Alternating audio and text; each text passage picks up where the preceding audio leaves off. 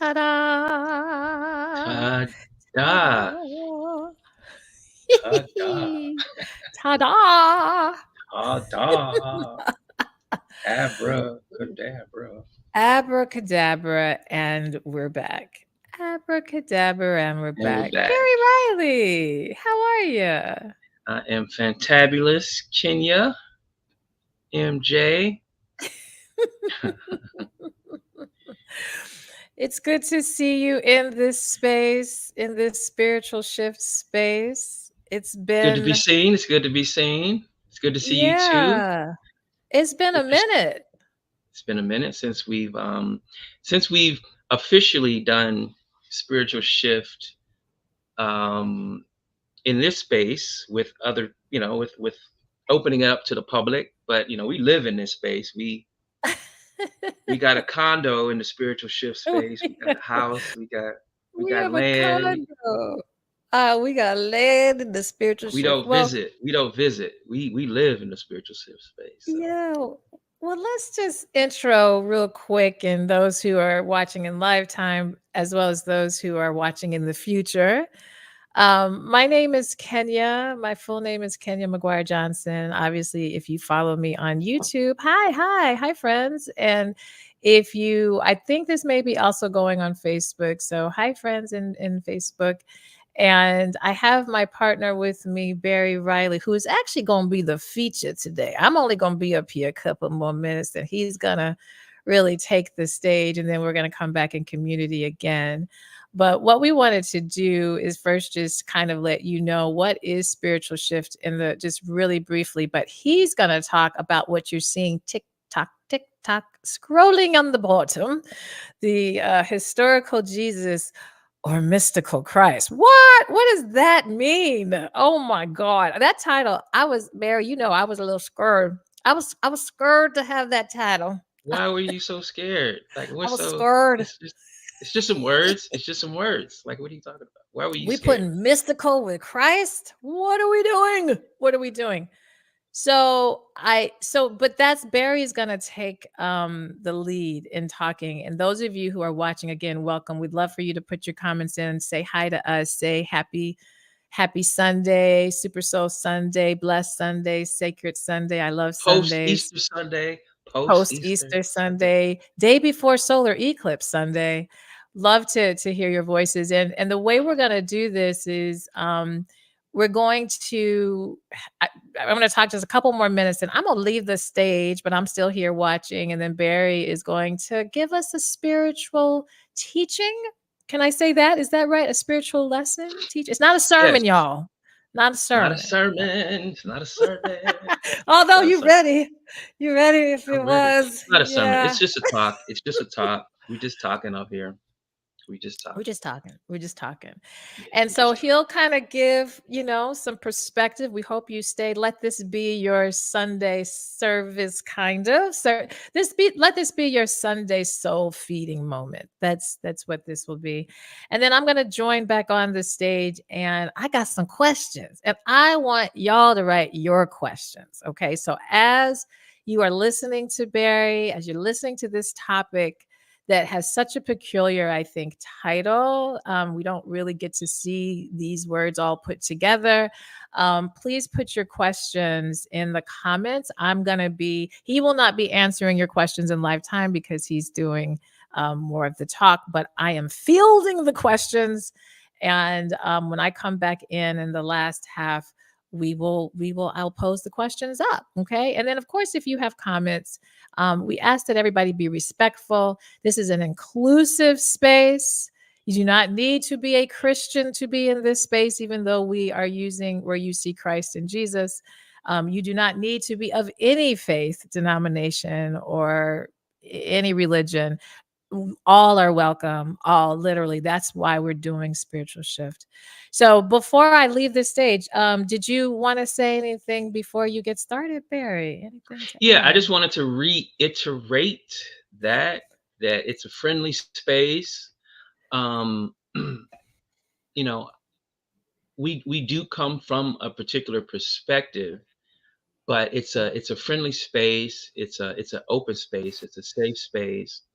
Um, we are still on the journey. We're still learning. We're still studying. We're still striving for the spiritual goal, and we wanted to really push these things forward so that other people that are also looking to grow, looking to connect with other like-minded individuals, had a space to come, had a safe space to come and talk about many things that um, are on your mind, spiritually related to the faith journey, all these types of things. Like I tell people a lot of times, I have way more questions than I do answers. I have way Right. Right. And I think that's the point of spiritual shift, while we're even calling it shift, is to, because I think sometimes our questions are not always welcomed in the space. Like we may attend a spiritual or faith-based event, and hear certain things, and then leave with a lot of insight and encouragement, but also may leave with a lot more questions. And a lot of times we just kind of go home and then try to settle those questions kind of in our minds, which is good.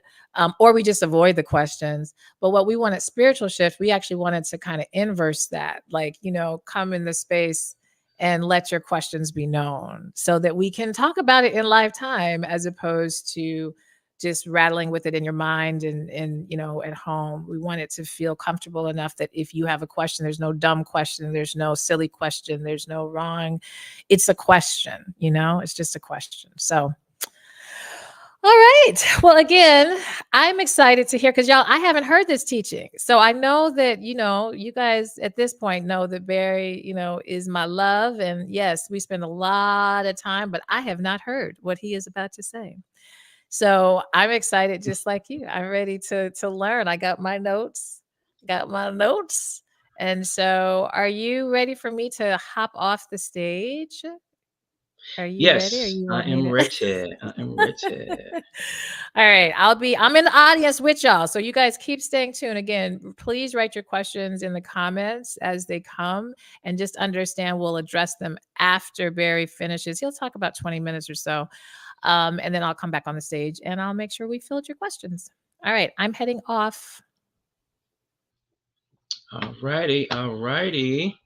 Well, first and foremost, I want to just thank everyone for hanging out with us for a few moments on this beautiful, beautiful, beautiful Sunday morning. It is kind of overcast, but it's still beautiful. For those people that are kind of new to spiritual shift is really about helping people, no matter what their religious or spiritual affiliations are, access and tap into the divine spark within themselves, so that they can create a healthy mind, body, soul. Okay, that's really what spiritual shift is about, and we're pretty serious about that. I do want to take a quick second to talk for a moment about my spiritual origin story. I won't go into the whole shebang of it, the whole story. It's going to be more like a 2-minute version. I go into this way deeper on a couple of videos on the Spiritual Shift channel. So I grew up in Chicago, South Side, deep in the hundreds. My family attended a small evangelical fundamental church, Christian church on the west side of Chicago. And for the most part, my Christian experience growing up, it was amazing. I knew from a young age that I had this thing on me, that many people call a calling. I knew it. I knew I had it. I had imaginary friends. I talked to them. I spent a lot of time in the woods, and it was like I was so connected spiritually. Um, Fast forward, I go to college, graduate from Howard, start working. I'm in DC, Maryland at this time. I was working for this financial services company. I think I worked there for about a year before this calling kind of shows up again in my life. And I ended up resigning from that job with the intention of going back to Chicago to go to seminary, to go to divinity school, to see what this freaking call was all about. So I ended up working for another company for a year to save up some money. It's a publishing company. And then I resigned from that job and started seminary. I enrolled in seminary. I had already been accepted. And for the next 3 years, I was immersed in the study of what seminary is all about, and it kind of transformed me um, completely. By the time I finished graduate school, um, I was completely transformed. I knew that I couldn't go through with my initial goal of becoming a pastor, which is what my goal was. It's like, okay, I'm become a pastor, start a church. But by the time I finished seminary, I was like, I can't, I can't do this. I can't do it. Mostly because I had so many fundamental questions, and in good conscience, I just couldn't go into that type of situation, and I still had questions myself. I did pivot my professional career in another direction that had nothing to do with religion. Um, but I continued to study, I continued to do research into religion and spirituality because I still, like I said, this call, it didn't really go anywhere. I just didn't know what to do with it at the time because I had been a evangelical Christian for all my life up until this point, and I needed to figure out like, okay, what am I supposed to do now?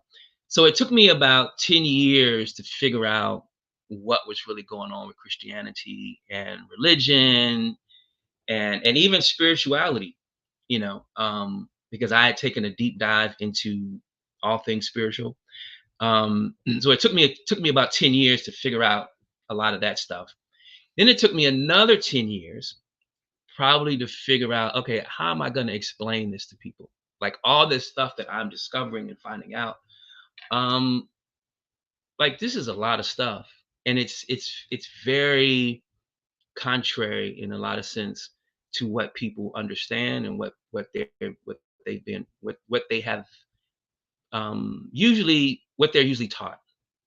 Um, it was contrary to what I had believed and what I had taught, but for some, I was feeling like this was the path that I was supposed to be on. So a couple 2 3 years ago, with the help of a variety of people, um, including my love Kenya being one of them, people started encouraging me because we do have a small little community where we talk about a lot of this stuff, and people were like, well, you should really get out there and start talking about this stuff. And I was like, nah, I'm good.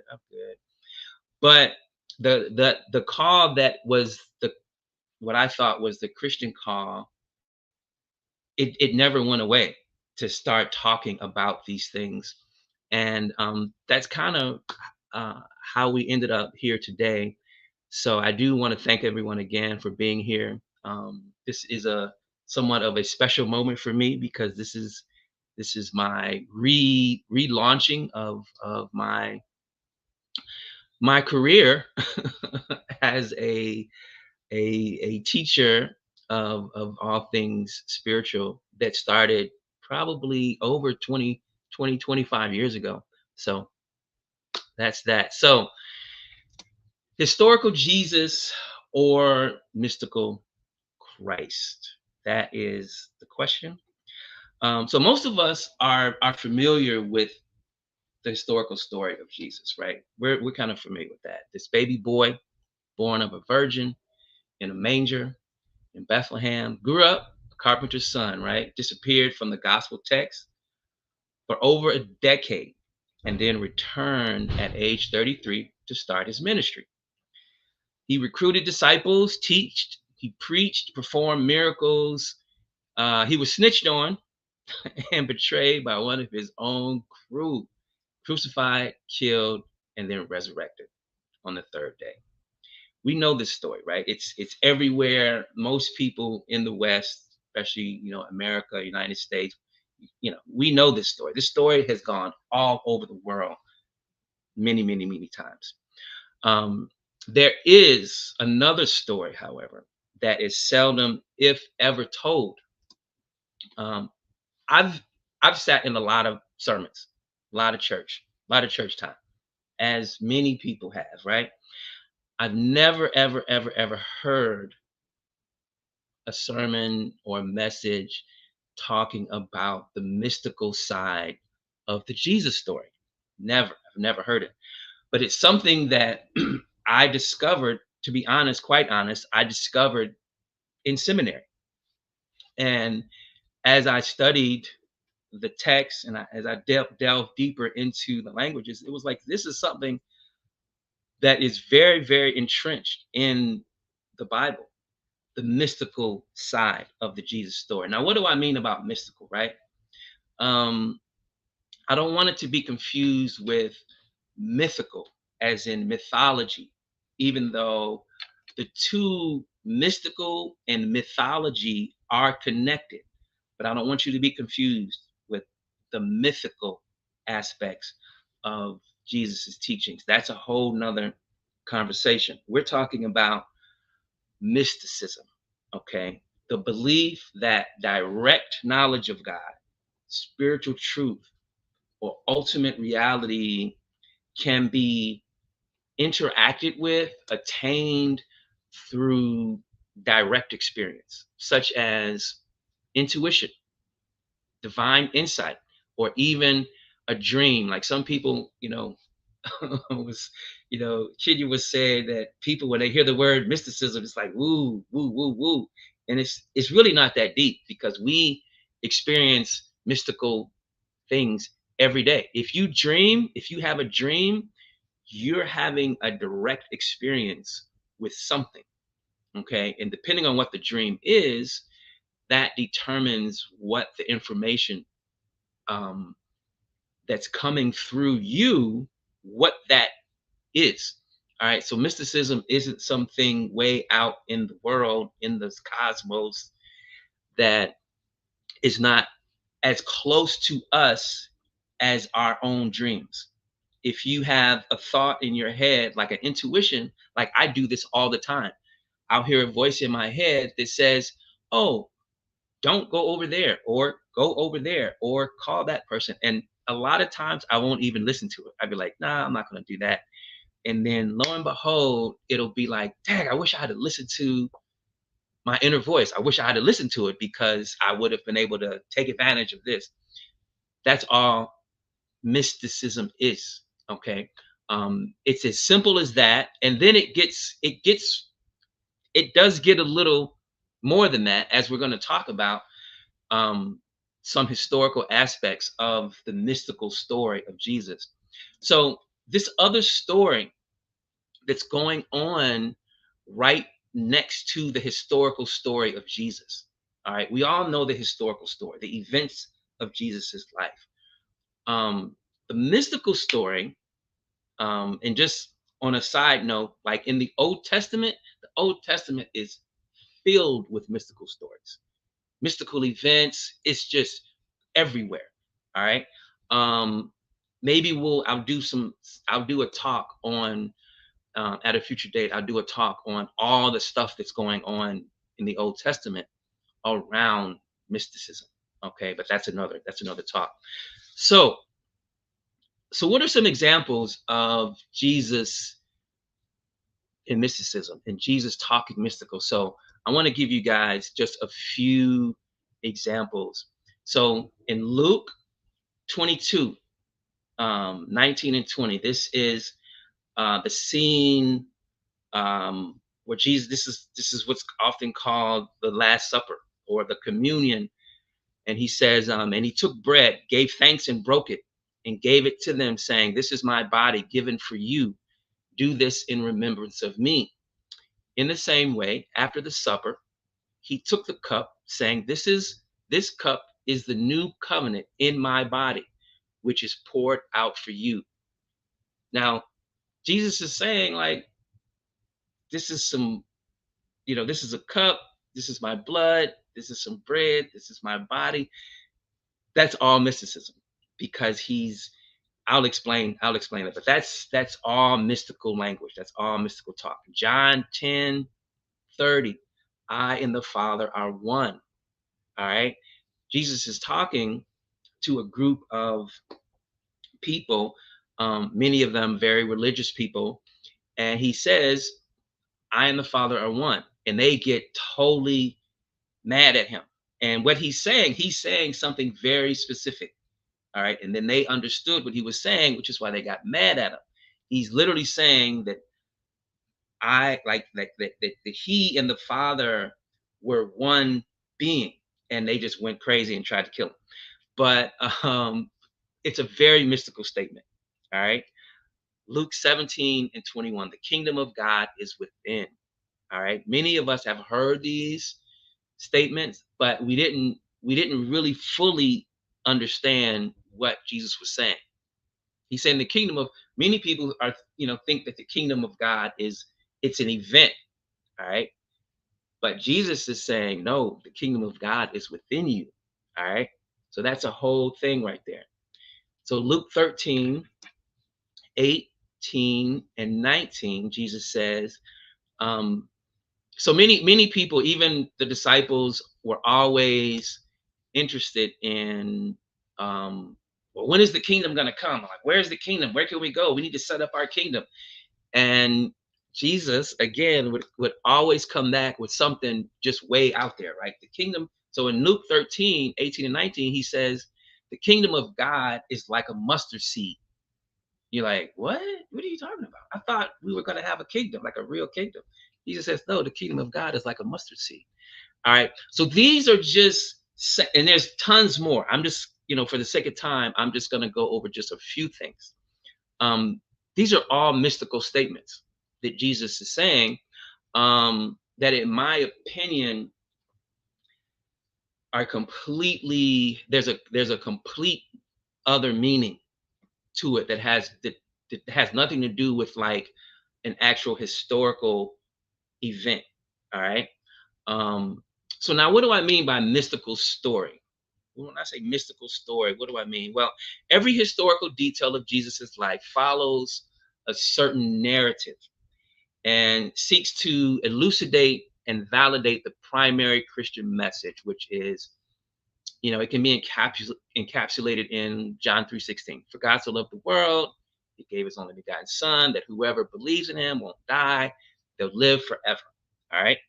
Um, now, every pretty much every historical event of Jesus's life is set up to validate that story, that Jesus is the Son of God and that he is the Messiah.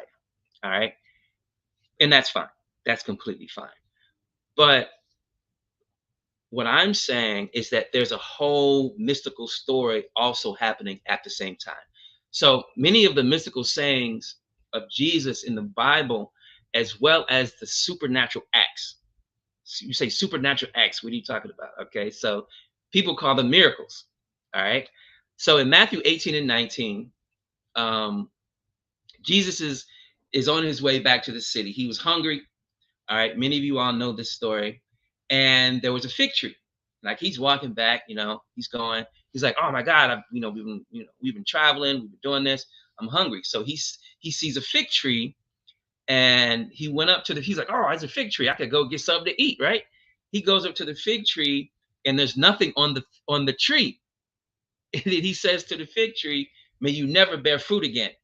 And then the fig tree immediately withers and dies. All right. So Jesus is talking to trees, man. Like, really? Like, he's literally went to the tree and was like, you're done. It's over for you. You're dead. And the tree just withers up. Complete mystical. That's a complete situation right there. In Matthew 17:24 and 27, when they came to compare, this is another event that's going on. When they came to Capernaum, the collectors of the 2 drachma tax went up to Peter, one of the disciples, and said, does your teacher not pay the tax? He said, yes. And when he came into the house, Jesus spoke to him first, saying, okay, so that's one thing. Jesus spoke to him first. Peter was somewhere else, comes into a house. Jesus immediately says something to him. Like, how did he know what Peter was about to say? All right. What do you think, Simon? He said, what do you think, Simon? From whom do kings of the earth take toll or tax? From their sons or from others? And when he said from others, Jesus said to him, then the sons are free. However, not to give offense to them, go to the sea and cast a hook and take the first fish that comes up. And when you open its mouth, you will find a shekel. Take that shekel and give it to them for me and for yourself. So if you understand what's actually going on here, um, Jesus tells the disciple, go to the river, cast your pole, pull a fish out. The first fish that you get is going to be some money in the mouth of the fish. Take that, give it to the people for our taxes. That's a lot right there. That's a lot right there. Jesus is doing some amazing things right here. All right. Luke 22:50 and 51. Now, this is a very famous scene here. And one of them struck the servant of the high priest, cutting off his right ear. Jesus answered, no more of this. And he touched the man's ear and healed him. Now, this is like I said, this is a famous scene. This is where Judas, snitches on Jesus. The guards come to arrest Jesus. All right. One of Jesus's crew gets angry and cuts off, like, leave him alone, don't touch him, cuts off one of the guards' ears. All right. Jesus calms everybody down, takes the guy, puts his ear back on his head, like on his face, and heals him. Now, when we read this in the Bible, it's like we're like, oh, Jesus performed a miracle. But we aren't really taking into account the phenomenon here. Like, and I give the example, like, say you witness a car accident, like a really, really, really bad one. So bad that people are maimed, body parts are off people's bodies, and someone pulls up, jumps out, walks over to the person, puts their limbs back on their body, and heals them right there. And you see that person get up and walk away. That would, I know that would freak me out. That would freak me out. But this is the type of stuff that Jesus was doing. All right. And we don't really put our whole mind on this because this was some pretty big stuff Jesus was doing. And these are all mystical acts. Jesus is tapping into a power. He has direct access to something that is pretty phenomenal. So we're going to keep going. And these are just a few. These are just a few.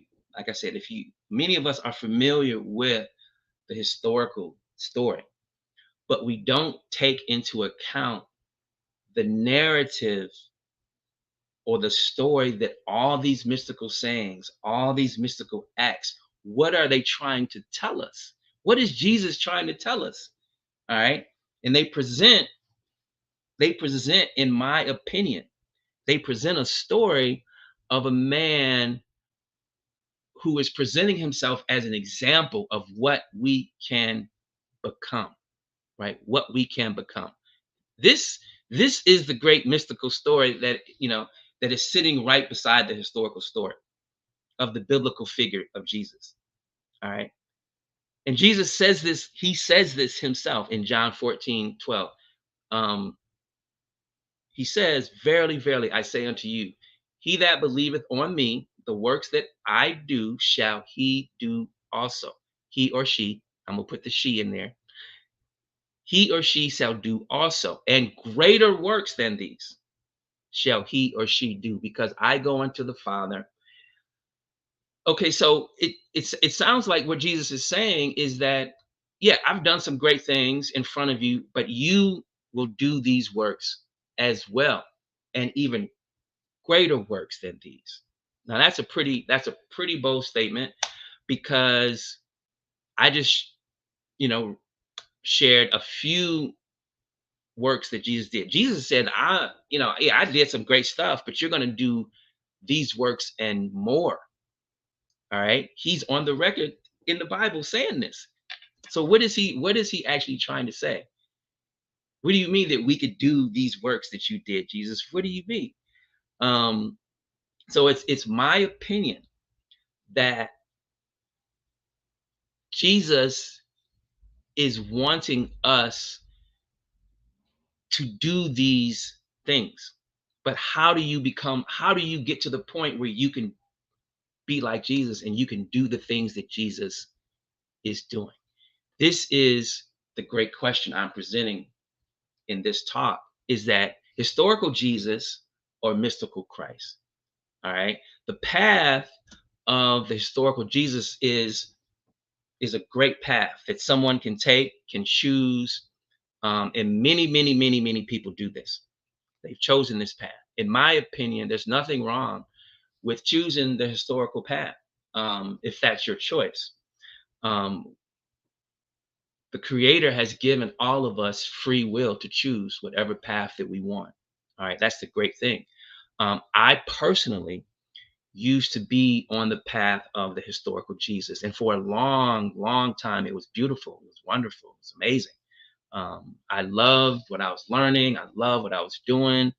Um, it was great, but there came a time on my historical Jesus journey, that I needed more understanding. I wanted to know more. I literally wanted to be like Jesus, you know. But I was like, okay, how can I actually become like Jesus? Like I want to become like Jesus.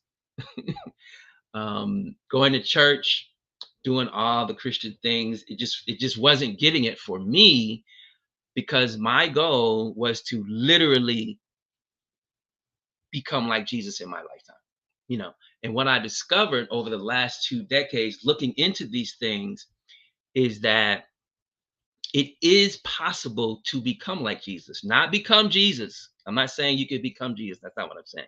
I'm saying you can become like Jesus. But that path is a very different path than the path of the historical Jesus. It's the path of the mystical Jesus or the mystical Christ. That this is the narrative I believe that the Jesus story is trying to get us to see. The story of the historical Jesus says that all the great supernatural works that Jesus did, his death, his resurrection, was to prove that Jesus was the only begotten Son of God and that he died for our sins. And then if you believe that, you won't go to hell and you'll go to heaven and live forever. And that's actually perfectly fine. Like I said before, to believe that, you have the choice to walk that path, and there's nothing wrong with that. If that's what you choose, and you can choose that. But if you think that there's more to the story, um, and there is a lot more to the story, um, the story of the historical Jesus, as taught by traditional Christianity, is like a little, it's like a little pebble. Um, of sand on a beach, but the larger story is like all the sand on all the beaches in all the world. That's the larger story. That's how big the story is. But you could only access that story by walking the path of the mystical Jesus or the mystical Christ. Um, that's the only way you can access that story. And that's your choice too, you know. And that's why I titled this talk, historical Jesus, which is a path, and you can choose that path, and it's okay to choose that path, or the mystical Christ, which is another path, and you can choose that path. That path leads to a much larger story. All right. Um, so I'm gonna share three things, and then I'm gonna be done. I'm gonna share three things that you need to do if you really want to start understanding what the larger spiritual story is, even the larger religious story is. Um, the first thing is that you have to be willing to grow. You have to be willing to grow. All right. Um, there's nothing that we do in life where we don't have to grow. Everything you should be growing. All right. And I don't have time to go completely into that, but either you're growing or you're not growing. All right. So you have to be willing to grow. The second thing is that you have to be willing to get outside of your box. All right. Whatever your box is, in other words, to grow, you have to become a new person so that you can take advantage of the new things that are waiting for you. You can't stay the same person. So to do that, you have to get outside of your box. Whatever you're thinking, whatever you're believing, um, you you have to say, okay, well, in order for me to attain this, I have to kind of let a couple of things go so that I can attain this. And it doesn't mean it doesn't mean that you have to change your religion or change what it is that you believe, but you do have to get outside of a particular box so that you can grow. And then the third thing is that you have to be willing to step into your divine calling and onto your divine path. You have to be willing to step on the path. Um, and all those things are kind of related, but you have to be willing to really start walking in the direction that your soul wants to go. Because your soul came here to do some things. It came here to to to grow, really, to experience some things. And um in order to do that, you have to really consciously say, I'm going to put myself on this path in this direction so that I can grow, that I can step outside of my box because I know that God has something for me on this path. So, with that, I want to thank you guys for listening and know that I love you and that love is the way. All right. Thank you. All right, we're don't leave, guys, because that was the first half. Let's clap. And then we're supposed to, this is not a sermon, so I'm not going to have the organ and the music, but maybe I should put some background music, but just because I love I music. don't know. Thank you so much for that. There was a lot that was shared, and there's a lot of I was jotting down a myriad of questions. Actually, I do want to be able to share. You have a message up here from Maja, so Maja, I'm gonna show your message here. Um, Barry, it's awesome that you're teaching about mystic Jesus, Yeshu. Love this essence or this essential. I'm not sure if there this message. Essenes, love this Yeah. Essenes message. Oh, I don't know that word. See, hi, Yeah. Maja. So the Yeah, can Essenes you? were, Yeah, tell us what the yeah, Essenes is. yeah. Yeah. So the Essenes were, so I talk about this in one of the other videos on the Spiritual Shift channel, is that there were a lot of Christian, I use quotes, but there were a lot of communities that emerged that were centered around Jesus's teachings. The Essenes were one of those communities, and they were very mystical in nature. They were very mystical in nature. Yes, the Essenes were a community that emerged, and they taught the teachings of Jesus, but they took the mystical route, and they were huge. The Essenes were um, a huge community. Um, yeah, I mean, I could go into that, but we can just leave it there. Yeah.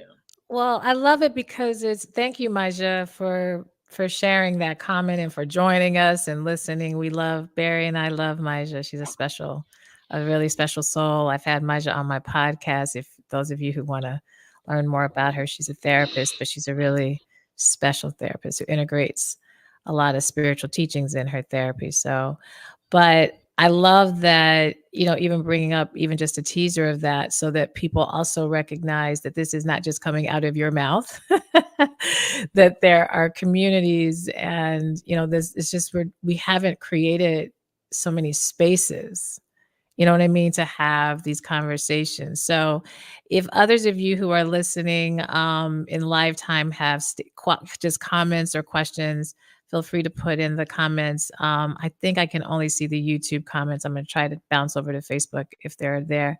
But I got some questions. I got a few questions. So, Right. I think, and I think you did explain the difference. I can't wait to hear more about the mythical versus the mystical, because I think that's another thing that gets really confused, is that we will kind of say mystical but be thinking about mythical, therefore thinking not real or kind of a myth. Mhm. But my question is, why is mysticism even important then? Because to suggest following a mystical Christ means you have to value mysticism. So, or some type of mystic idea. In your opinion, what is the importance or the value of that? Mhm. So I like to always start like with questions like that. That's a good question. Thank you for the question. Mysticism is just a word. It's just a word that describes and is trying to get at an actual, um, to get at something that a lot of times you can't put words on it. So we say, oh, it's mysticism. It's mystic. All right.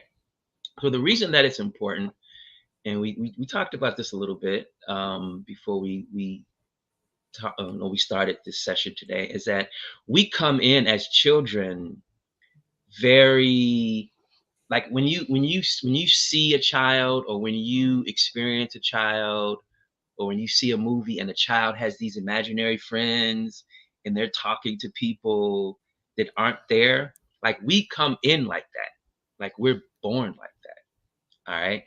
So we come in connected to the unseen world. In mysticism, everything in the seen world comes from the unseen world. When we stretch out our hands and we pray, we are looking to impact, influence the unseen world so that we can have some type of benefit in the seen world, the physical world. So the reason why mysticism is important is that it gives you access to that unseen world, which is a lot of what we are looking to do. Like everyone wants to manifest something, right? You want something in your life. Where you have to manifest that, you have to go to the unseen world to get it and to bring it Mm, into the seen world. Okay. mm, So when people back away from mysticism, it's like you're getting caught up in just the word and what mm, people have probably put in a bucket and mm, gave it to you and said, this is mysticism. This is, I don't know if you want this because this is this and this. And that's not necessarily what it is. It's tapping into the unseen world, um, to bring you something. When you have a dream, you're tapping into the unseen world. And it's like, I had a dream about this, and this. So now you may know to do something or not do something in your actual life. mm. Does that make sense? Mhm. Absolutely, Yeah. absolutely. I mean, a lot of these questions I'm asking are not necessarily my personal like needing personal answers, but I think that I wanted to make sure I ask some of them are mine, but ask questions that I commonly hear, and that others maybe haven't necessarily put in the chat, but I know that I hear. So thank you for Even as making for simple as really breaking it down. even as simple as intuition, even as simple as tapping into your intuition more, because your what we call your higher self or your soul knows way more than our physical mind or brain, and it's telling us how to move and how to be and what to do and where to go and who to talk to. Do you know what I'm saying? That's our intuition. That's all a mystical process. Tapping into that, like listening to like your inner voice.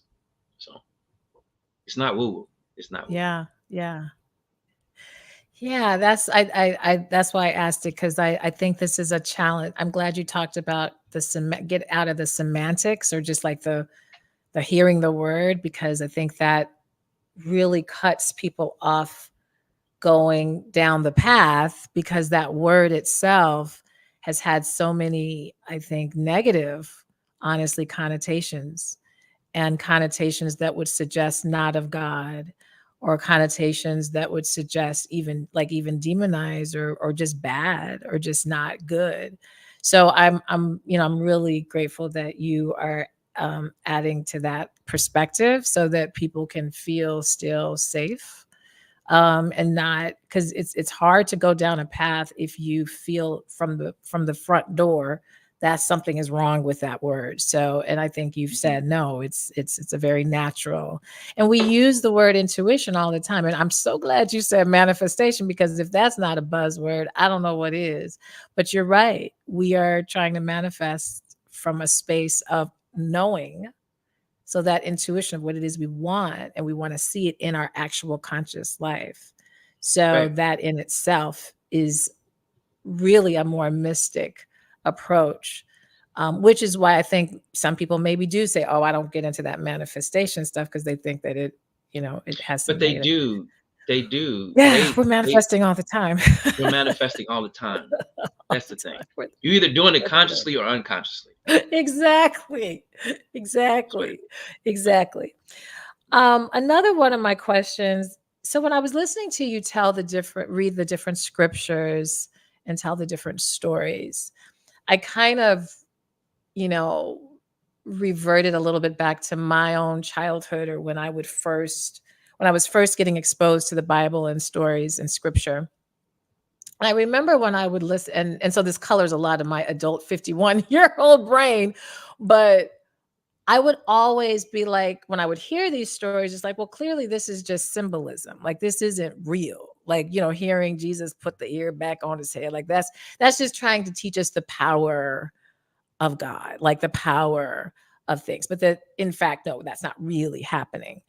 So for the person, because I hear this a lot, that's why I think that the Bible and religion can become, to some people, a fairy tale. How is, someone really doing those things?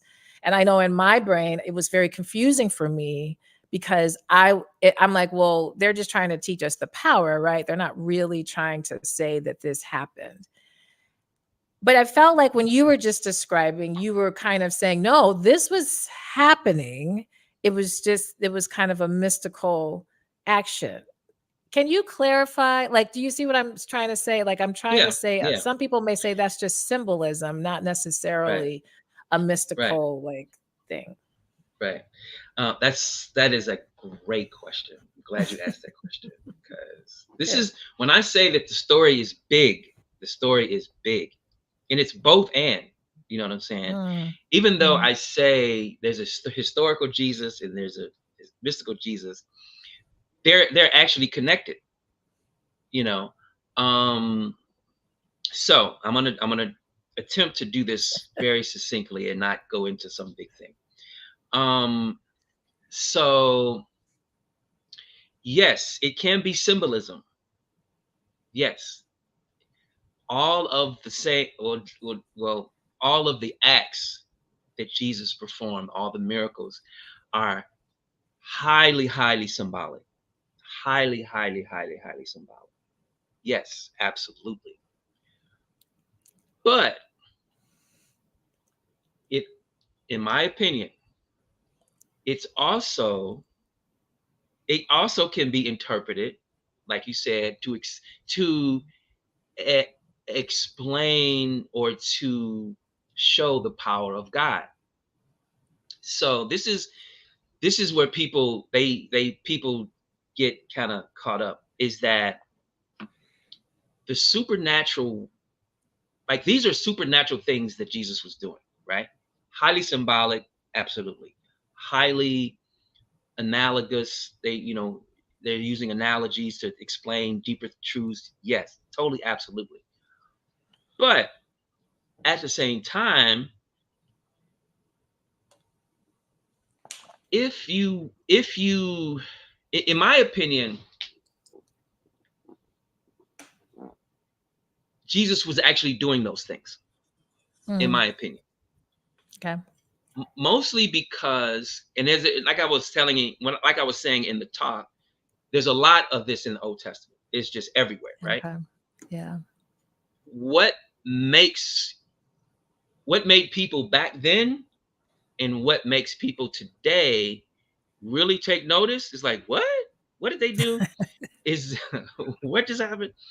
Is if someone does something supernatural. It's just like, oh, they just did something. And it's like in our society today, and unless it's of a certain level, people really don't pay attention to it. It's like, oh, I've seen that. I've seen that before. I've seen that before.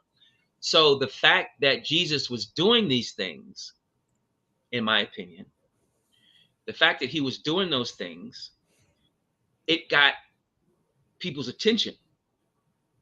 And even in the text, he says, if you don't believe me, just believe what you saw me do. Mm, Even if you don't believe what the words that are coming out of my mouth, just you just saw me do this, right? And even today, today, if we saw people doing the things that Jesus did, people wouldn't even know how to take it. mm, They wouldn't, unless you had a mystical mind where you understood like people can actually do these things. mm, People can mhm, actually do these things. mhm. And that's, I'm trying to not say certain things because the people say like people read this stuff that Jesus did. They read it, oh, Jesus did all this stuff. But if they saw someone doing those same things today, it would be like, oh, what's going on? It would freak them out. Now, why is it that it would freak them out when you read in the Bible that Jesus was doing this stuff? So Right. that's really where my position is. I think, yes, highly symbolic, Mhm. highly, analogy. There's symbolism. There's all kinds of information inside of those supernatural events that we need to talk about and unpack. Um, but yes, I think he was doing those things. Yeah. Because there's a lot of different ways to get to some symbology. You know what I'm saying? Right. Why do some supernatural act? So Well, I hope that answers your Maja question. just, yeah, no, I want to put up, Maja put in the comments, I'm going to put up on the screen. And this is coming from, I believe, John 4:48, because she also put this in the comments. Unless you people see signs and wonders, you simply will not believe. Absolutely, Is that, yeah, absolutely, and yeah, that's the thing. And I totally agree. And that's why people and then it's not like they're gonna fall on one side or the other.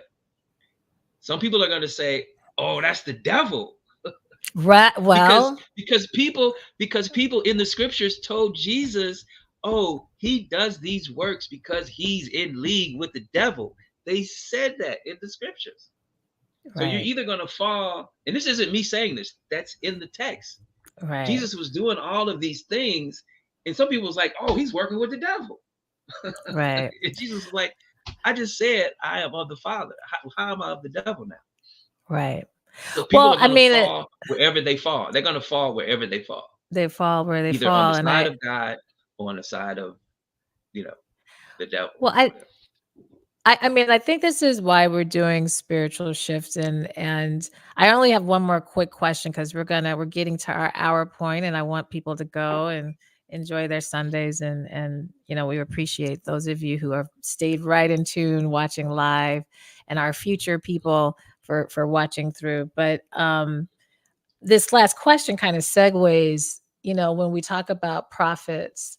Like, I feel like in certain denominations, in order for you to do those Jesus like mystical things, you have to have a title. You have to be called a prophet. Because if you and I, and if you're not called that, then you don't have license to that. I'm not saying that's true. I'm just saying that's kind of how I interpret it. What are your thoughts about when people say, we'll use language like, well, a prophet told, but in the same breath, don't feel like they can access the same because they don't have the title of prophet? You know what I mean? Like, do Right. you need, is that, I don't know. I don't know what my question is, but sometimes that bothers me because it feels like we're only Right. relegating certain entities to have the ability to maybe Right. heal or see or talk about things. Right. Well, I'm a little stringent with this, and it's not just me. It's really so. I'm gonna push the boundary here, since this is the Okay. last question. So I'm This is gonna the push the last, this is it. And then we're going to let people know how boundary. they can stay connected because this is the Right. point of I'm gonna push spiritual the boundary. shift. Yes. And we're going I'm to gonna help right. do the to do things that you said, to the three things. But anyway, go ahead Yeah. I'm real I'm gonna quick. push the boundary. So there's spiritual systems here. In the Christianity is not the real root where Jesus was coming from, like his where I believe he was really coming from is right in line with all of the ancient teachings, all of the ancient spiritual systems. Jesus was not, he didn't diverge from that. People took his teachings and then did some other stuff with them. All right. That, and this is true in the Old Testament too. And this is true today with certain spiritual systems. Unless you can do certain things spiritually, unless you can prove that you can do and accomplish certain things spiritually, you can't call yourself a certain thing. Like, for example, I will use an example. Unless you can't call yourself a traditional priest, unless you can do certain things. That's the way it is today, and that's the way it's been since as far as you can go back. You understand what I'm saying? I So do. these supernatural things that Jesus was doing, he's in line with, like, I am who I say I am because I can do these things. If you Right. can't do these things, you can't call yourself, like, if you say you're a prophet, then you need to do what prophets do. And it needs to, if you say something's going to happen, it needs to happen exactly the way you Right. said it was going to happen. Right. Otherwise, Well, you're I not a guess prophet. I You're like a new version of a prophet or something. Like, I don't know. But if you well, I say that you're guess a prophet in the line of the ancient prophets, then right. let's look at what they were doing. Right. They're gonna I say, like, think this is what happened. This, go ahead, go ahead, go ahead, I think my go ahead. question, and this is only because we're like, oh my God, it's 11. So we're going to get off. But and we'll have to put a pin in this and come back to this because I think my question is a little bit deeper in that how do we then access our own power of intuition, of healing, of movement, of growth? Is there elements, if we're following the mysticism, and we want to follow maybe even more of the ancient traditions, is there a certain, and I agree, becoming a priestess or this, there's kind of an ordainment, there's a ritualistic, there's a whole process by which you are granted, that that title, I guess, and then therefore be of service in that, because of your training, your expertise, your experience, those things. I think my question, and we'll come back to this, is those of us who don't necessarily have those titles, but we want to still have really abundant, powerful lives, and we want to experience, healing in beautiful ways. You know, eh, how much of that can we access internally versus really All of it, needing? Yeah, all of it, exactly. all of it. That's a Yeah, whole. That's a bad question just at an because you don't hour have the because title, just because you don't have the title doesn't mean that you can't access all of those abilities and all of those yeah, teachings, all of those yeah, things. It doesn't mean yeah, that you can access those things. yeah. Absolutely. Absolutely. Well, this is, as you all see, I hope you guys enjoy this. I want to put on the scroll, though, ways you can get in touch. Okay. So there is an email, spiritual shift 33 at Gmail. We're just beginning really growing this community. We had done Spiritual Shift about a year and a half, 2 years ago, and we were just trying to just kind of fill it out, get an idea. It kind of the idea started on Clubhouse when Clubhouse was around, because you were hearing so many different rooms and topics around spirituality. We were right in the middle of COVID. Lots of people had time to contemplate, and then we brought it over to YouTube, and then we kind of put a pause on it, but only a pause, like Barry said to y'all. Me and Barry talk about this all day. Okay, so this is our lives, right? So now, as Barry mentioned, he is launching his career and really pushing, having more of these conversations, but doing it in community, having spiritual retreats, having, immersive retreats, having events, having live streams where we incorporate yoga, meditation, a lot of other things. So there's a lot more to come. And if this really resonated for you, and you really feel like, you want to tap more into this type of conversation, please email us at spiritualshift33@gmail. So we're starting to keep emails. So when we have events coming up, announcements, anything, we're building the email list. We don't got the lead magnet and all that stuff yet. So, because I know people are like, well, what do I get if I put on, no, just if this is resonating, then be a part of it, be willing to email. Okay.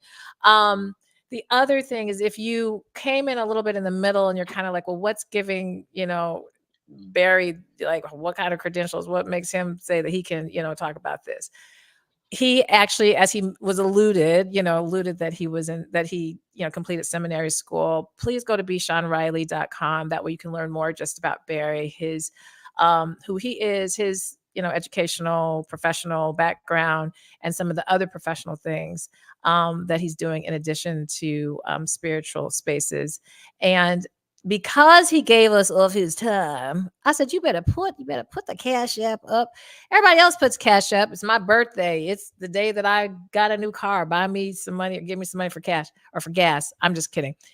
Again, though, this is not our offering table. I only said, because what you're doing, Barry, I think is so valuable and necessary. And I think that there are many other people who want to hear this, many other people who have this perspective and want to also be in community, and to do these things and to create our time. We have to have resources. And so if this touched you, obviously feel free to cash app at Spiritual Shift 33. And this is our way of building up more opportunities to do it. My role, I'm not going to be doing spiritual teachings like this, but I definitely, I think if there's anything that I'm doing teaching more about, is astrology, which is a tool. It's not a religion. It's a tool. It's a modality to get to a lot of what Barry is saying in terms of the growth, in terms of being outside of the box. And then the third thing I wrote, and then to stepping to your divine calling, particularly step into your divine calling. I think astrology is a beautiful tool to help give you the courage to accept the truth of who you are, in all your messiness and all your glory. So feel free to cash app if this just felt like this, this is something that resonated for you and that you want to be of support. So we will be back. Can you tell the audience, Barry, a little bit about how is this going to move forward from today? Today was kind of our launch day. What can they Right. expect? Yeah. So every Sunday, I'm gonna post a video. It won't be every Sunday. Won't be live, no. But there'll be a new video every Sunday on the Spiritual Shift channel. We have a few videos up there already, and then every Sunday there's going to be a new video, a new something up there. And then It's Spiritual Shift 33 is the YouTube channel too, right? That's the actual um, Spiritual Shift. Or do we 33, want yeah, to put it Spiritual on Shift. this one? Yeah, the YouTube channel is Spiritual Shift 33. Okay. Yeah, I'm going and to step off the then stage for just a moment, but keep talking. okay, so then on May 19th, we're gonna have our next live event. We're gonna have guided meditation. We're gonna have yoga. We're gonna have yoga. I'm gonna do another live talk, and then we're gonna do a discussion afterwards as well. So that's gonna be a really great event because one of the guided meditation, two we're gonna do yoga live virtually. Um, an amazing teacher, Anais, is going to bless us with her gift of yoga. So that's going to be May 19th, and it will be again at 10 a.m. But we're gonna, if you, like I said, if you connect, send us your email, then you'll get the announcement for that on May 19th to participate in that. And like Kenya said, I mean, if you definitely want to support what we're doing, the Cash App is very, much appreciated at Cash App, $ spiritual shift 33. And that, those, all those donations go to helping us do like the event in May with the yoga and this in the guided meditation. It's literally going to help build the community. So I just wanted to mention those things. So Yeah, we have it is a little after the hour, and we have had a lot of good conversation. We've had a lot of good questions. Um, I absolutely. c- Absolutely. I can't see the questions if there were any. We wanna. I think I think we're past the that was hour. Yeah. all. Yeah, we're past the hour. I will say that's the spiritual shift. And we may I some Sundays they may also be here on my channel. Just as we're still trying to grow, but please head over and make sure you subscribe to Spiritual Shift 33 so that that's growing. And I won't always be hosting. I think these types of live talks, though, the pre-recorded are live more at the Spiritual Shift 33, but the live streams will definitely be more probably from here until that YouTube channel grows up. YouTube doesn't just let anybody, that you got to grow a channel before they let you kind of do live streams on it. So that is it. So yeah, this has been fun. Thank you again, Barry, and congratulations in launching this and doing what your soul calling, no matter what, no matter who is watching. This is about, when that mustard seed, like the kingdom within, like that, feeding that, and Yeah. where it resonates, it will. I think it's going to resonate very far as you continue this journey. That's my biased opinion. Yeah. I But mean, yeah, my mantra is I'm just here to spit it to you. It's like I've done my job. I've spit it, yeah, I've told it. And then the universe and God has, they do their job. they do their You know, job. They you do do their your job. job, the universe and God, they do their job. They do their job. That's how it So goes. awesome.